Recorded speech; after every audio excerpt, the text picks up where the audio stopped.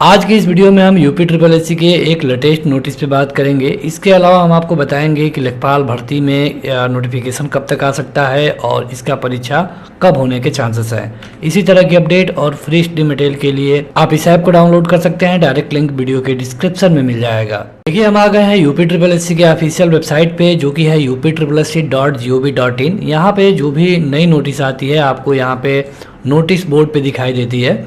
अगर आप यहाँ पे व्यू ऑल करेंगे तो जो भी इसकी नोटिस होगी आपके स्क्रीन पर आ जाएगी। और यहाँ पे जो नोटिस है ये है सम्मिलित अवर अधीनस्थ सेवा चयन प्रतियोगिता परीक्षा 2016 सेकेंड का, यानी कि लोअर का। यहाँ पे ये जो नोटिस है ये 31 दिसंबर तक विजिबल रहेगी और लोअर के लिए ये फाइनल रिजल्ट जारी किया गया है। आप देखेंगे कि ये नोटिस 10 दिसंबर के नाम से जारी की गई है और इस पूरी नोटिस में ये बताया गया है कि 2016 में 641 पदों पे भर्ती आई थी, जिसकी परीक्षा भी हुई पहली बार 2019 में, जिसमें जो प्री हुआ 2226 लोग पास हुए। बाद में इसके लिए मेंस कराया गया और उसमें जो फाइनल सिलेक्शन हो पाया है 641 पदों के सापेक्ष 354 लोगों का ही अंतिम रिजल्ट जारी किया गया है। यहाँ पे जिस पदों के लिए किसी का सिलेक्शन नहीं हो पाया है उनको आप यहाँ पे देख सकते हैं। यहाँ कहा गया है कि इस पदों हेतु साक्षात्कार के लिए बुलाए गए अभ्यर्थियों में से संबंधित पदों हेतु विज्ञापन में प्रकाशित अनिवार्य अर्हता धारित न करने के कारण अंतिम चयन हेतु अभ्यर्थी उपलब्ध नहीं हो सके। मतलब पहले क्या हुआ कि जब मेंस के लिए लोगों को कॉल किया गया तो जो लोग कॉल किए गए उनमें से जो लोग पास हुए उनके पास वो वाली योग्यता नहीं थी जो कि होनी चाहिए। तो इसके चलते ये जो आधा पद है वो खाली रह गया। अब देखिए, हमेशा से मांग होती आ रही है कि यूपी ट्रिपल एससी को एक वेटिंग लिस्ट जारी करनी चाहिए।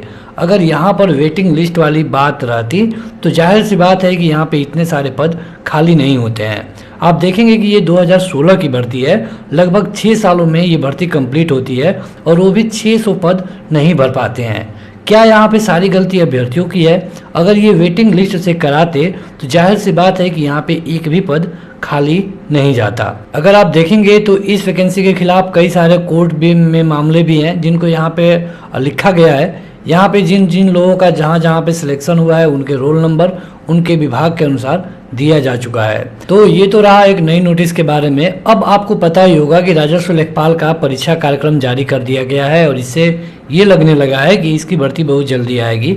हालांकि ऐसा बिल्कुल नहीं है, क्योंकि आपको याद होगा कि स्वास्थ्य कार्यकर्ता का जो परीक्षा सिलेबस है ये बहुत पहले जारी किया गया था। लगभग 1 महीने हो गए हैं और अब तक उसका आवेदन शुरू नहीं हुआ है। इन 1 महीने में यूपी ट्रिपल एससी के वेबसाइट पर केवल इतनी प्रगति हुई है कि पीईटी के लिए एक अलग से डैशबोर्ड बना दिया गया है, जिसमें जा करके आप अपने पीईटी नंबर को वेरीफाई कर पाएंगे और जब भी कोई फार्म आएगा पीईटी के आधार पे तो आप वहीं से मतलब कि खुद को यहाँ पे इंटर करने के बाद तब जाके आप अपना रजिस्ट्रेशन या फिर उस फार्म को भर पाएंगे।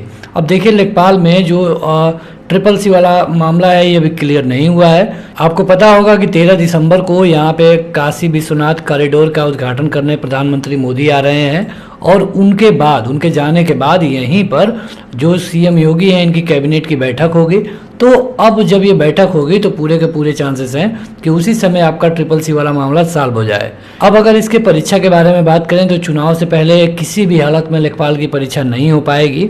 इसकी परीक्षा आराम से मार्च या फिर अप्रैल के महीने में जा सकती है। इसके अलावा स्वास्थ्य कार्यकर्ता के बारे में बताएं तो स्वास्थ्य कार्यकर्ता में भी सेम कंडीशन है। जब से भी इनका आवेदन शुरू होगा, मान लेते हैं कि 20 दिसंबर से इनका आवेदन शुरू होता है तो 20 जनवरी तक तो फार्म भरे जाएंगे और फरवरी में चुनाव हो रहे होंगे।